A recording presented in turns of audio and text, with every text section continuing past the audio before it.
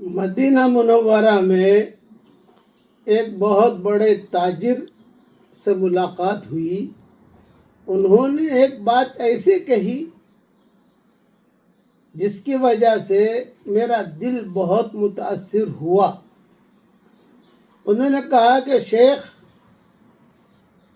بہت زیادہ گرمی ہو اور جنگل بیابان میں ہو تو اس وقت میں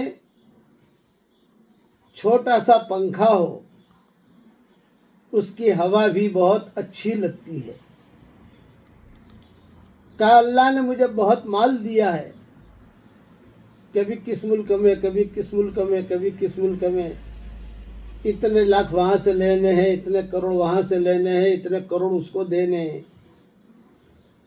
بہت مشغول رہتے ہیں. تو یہ آپ کے جو چھوٹے چھوٹے سبق ہیں، یہ جب ہم سنتے ہیں ہوائی جہاز کے اندر یا لیٹے لیٹے تو ہمیں بہت زیادہ سکون ملتا ہے، اور گھر بیٹھے بیٹھے اللہ تعالیٰ ہمیں علم دے دیتا ہے.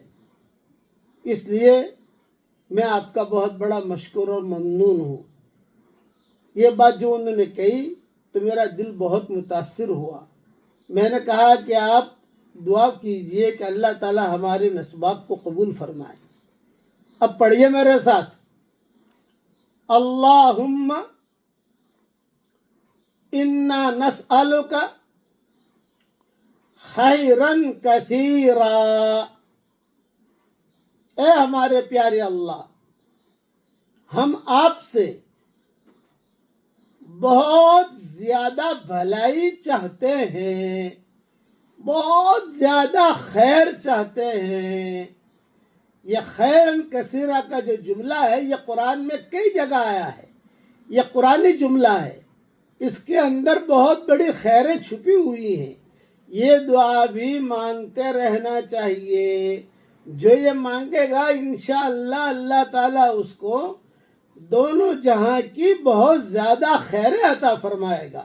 اللہ تعالیٰ یہ دعا ہم سب کے لیے قبول فرمائے، اور ان سبقوں کی اللہ قدر کرنے کی ہم سب کو توفیق عطا فرمائے. کہیے آمین.